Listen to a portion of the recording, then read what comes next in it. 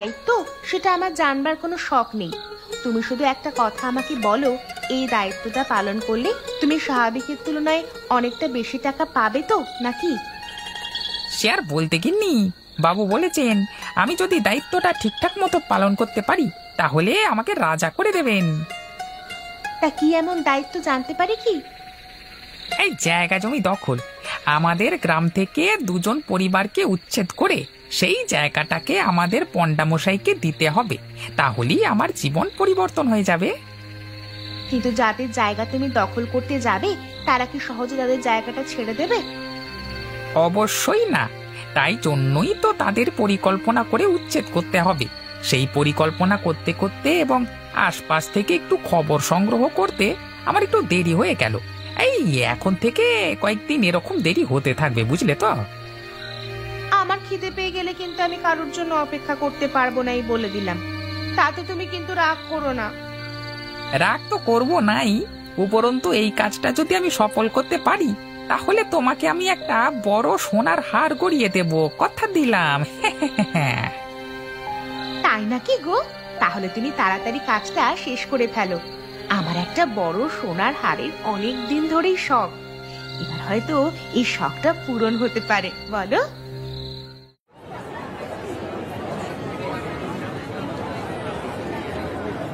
আরে আলামিন, ইলিশ মাছ কত করে যাচ্ছে? ইলিশ মাছের দাম আজকে 1500 টাকা কেজি। তুমি নিতে পারবে? নিতে পারবো বলি তো তোকে জিজ্ঞাসা করছি। আমি কিন্তু ধার বাকি রাখবো না, হাতে হাতে টাকা চাই, তারপরই মাছ পাবে। ঠিক আছে রে, তুই তাহলে আমাকে 500 গ্রাম মতো মাছ দে। কত করে চলছে মাছ?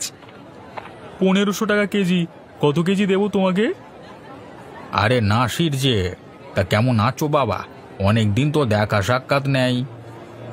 কেমন আছি দেখতে পাচ্ছ না? দেখা সাক্ষাৎ আবার তোমার সাথে কি করব? আমার তো আর ঘুরে বেড়ালে বসে থাকলে কাজ চলবে না। আমি সে কথা বলিনি বাবা, তোমার সাথে কিছু কথা ছিল। তোমার কি এখন একটু সময় হবে?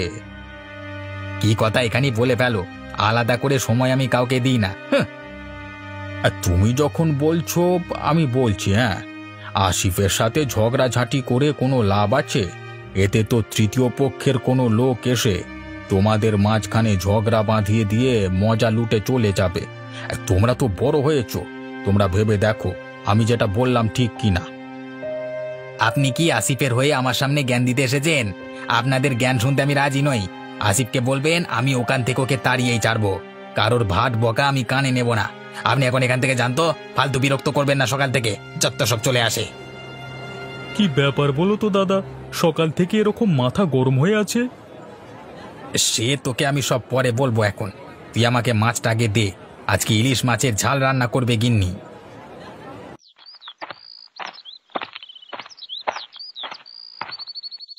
কই আসিফ, কোথায় গেলে? বাড়িতে আছিস নাকি কোথাও গেছিস? হ্যাঁ,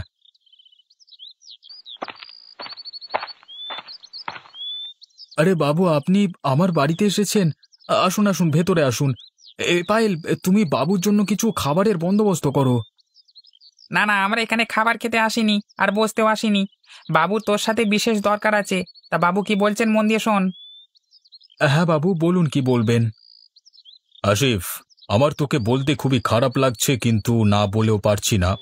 আসলে তোদের বাড়ির এই জায়গাটা এবার ছেড়ে দিতে হবে। ছেড়ে দিতে হবে মানে? বাবু, আমি কিছুই বুঝে উঠতে পারলাম না। তোকে ভালোভাবে বুঝিয়ে দেওয়ার জন্য বাবু আছে, তুই শুধু মুখটা বন্ধ করে দাঁড়া। আসলে আমি আমার বাবার আমলের অনেক কাগজপত্র ঘেঁটে দেখছিলাম। হঠাৎ করে দেখলাম তোদের বাড়ির এই এত বড় সীমানাটা আমার বাবা কয়েক বছরের জন্য খামার করতে দিয়েছিলেন তোর বাবাকে, কিন্তু সেই খামার তো এখন আর করা হয় না। তাই এবার এই সীমানাটা আমাদেরকে ছেড়ে দিতে হবে। সে কি বাবু, আমি তো এ সম্বন্ধে কিছু জানতাম না। যদি এরকমই হতো তাহলে নিশ্চয়ই আমার বাবা আমাকে সে কথা বলে যেতেন। এই বাবুর মুখের উপর তর্ক করবি না। তুই কি ভাবিস বাবু মিথ্যা কথা বলছে? ইচ্ছে করে তোর সীমানাটা অধিকার করে নিতে চাইছে? হ্যাঁ, আসলে তা নয় বাবু, আমি তো ছোটবেলা থেকেই জানি যে আমাদের বাড়ির এত বড় সীমানাটা আমাদের, এতে কারোর কোনো অধিকার নেই। কাগজপত্র দেখাতে পারবি? কাগজপত্র কোথায় পাবো বাবু? আমরা যে গরিব মানুষ, কোথা থেকে যে কি করতে হয় আমরা তো জানি না। তুই গরিব মানুষ এটা মানবি, আর বাবুর বাবা যে তোদের এই সীমানাটা কিছুদিনের জন্য খামার করতে দিয়েছিলেন সেটা তুই মানবি না, তাই তো? শোন আসিফ, আমি তোর সাথে ঝগড়া করতে আসিনি। তোরা ভালোই ভালোই এই জায়গাটা ছেড়ে চলে যা, আর নচেত এই সীমানাটা আমাকে দিয়ে দে। আসলে কি জানিস তো, এখানে এমন একটা ব্যবসা করব, তার জন্য এমনিতেই তোরা থাকতে পারবি না। সারাদিন লোকজনের হইচই, তাই জন্যই আমি জায়গাটা ছেড়ে চলে যেতে বলছি। বেশ, তাহলে আমরা চলি আসিফ। একটু সময় মতো জায়গাটা ছেড়ে এখান থেকে চলে যাস, কেমন? আর তা না হলে আমাকে জোর জবরদস্তি করতে হবে।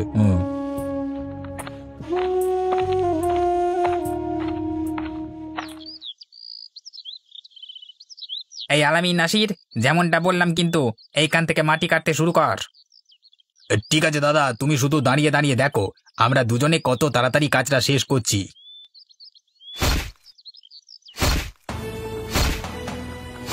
আরে কি দাদা, তোমরা আমার সীমানায় ঢুকে মাটি কাটছো কেন? তোমরা দাঁড়াও দাঁড়াও বলছি। এই কারোর কথায় কান দেওয়ার কোনো দরকার নেই, তোরা মাটি কাটতে থাক। দাদা, তোমরা আমাদের সাথে এমনটা করছো কেন? আমাদেরকে কষ্ট দিয়ে তোমাদের কি লাভ? নাটকটা কম কর।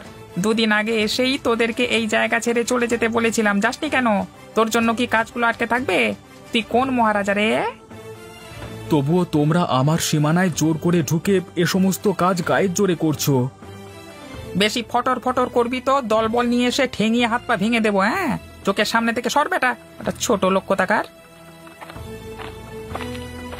ওগো, চলো আমরা এখান থেকে চলে যাই। ওরা কেউই আমাদের এখানে ভালোভাবে থাকতে দেবে না। আমরা বরং জঙ্গলে একটা কুঁড়ে ঘর বানিয়ে থাকবো। তবুও এখানে এইভাবে থাকবার কোনো মানে হয় না। কিন্তু ওরা তা বলে আমার এই সীমানা জোর করে অধিকার করে নেবে, এই জিনিসটা আমি কিছুতেই বরদাস্ত করতে পারছি না। ওদের সাথে লেগে কোনো লাভ নেই। ওরা ক্ষমতাবান লোক, এক্ষুনি লোকজন নিয়ে এসে আমাদের মারধর করবে। চলো আমরা এই মুহূর্তে এখান থেকে চলে যাই। ব্যাস, আমার কাজ শেষ। বেটার ছেলেরা অবশেষে এই জায়গা ছেড়ে কেটে পড়লো। হ্যাঁ,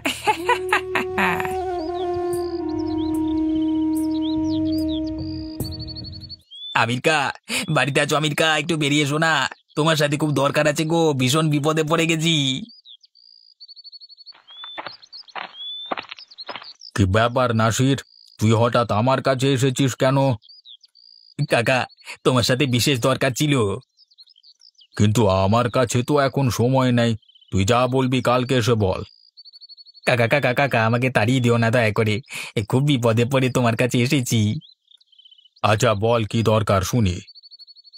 কাকা, ওই ইউসুফ পান্ডা এরপর আমার পেছনে লেগেছে আমাকে ওই জায়গা ছেড়ে উঠিয়ে দেওয়ার জন্য। তারা এবার আমার বাড়ির সীমানাটা নিজেদের করে নিতে চায়। আমি অনেক আগেই সেটা জানতাম, শুধু এত দেরি করলো কেন সেটাই ভাবছিলাম। এখন আমি কি করব কাকা? আমি কি বলবো বল, ওই ইউসুফের সাথে হাত মিলিয়ে যখন আসিফকে তোরা উচ্ছেদ করে তাদের বাড়ির সীমানা দখল করে নিলি, তখন মনে ছিল না এখন আমার কাছে এসেছিস সাহায্য চাইতে? কাকা, তুমি একটা কিছু উপায় বলে দাও না গো, না হলে যে আজকে ওরা আমাকে আর আমার স্ত্রীকে ঘর থেকে বের করে দেবে, না হলে যে লোক লাগিয়ে আমাদের মারধর করবে। আমার কাছে পরামর্শ দেবার মতো কিছু নেই। সেদিন বাজারেও আমি বলবার চেষ্টা করেছিলাম, যদি তুই আর আসিফ আজকে মিলেমিশে থাকতিস তাহলে কোনো তৃতীয় পক্ষ এসে তোদের পেছনে লাগতে পারতো না। এখন আর কিছু করবার নেই, তুই এখান থেকে আয়, আর বিরক্ত করিস না। গিন্নি, সত্যি কথা বলতে এই জায়গায় বসবাস করবার আনন্দই আলাদা। কোনো রকম বদমাশ লোকেরা আর যাই হোক এই জঙ্গলে বসবাস করতে আসবে না। আসিফ দা, ভেতরে আছো? একবার বেরিয়ে এসো না।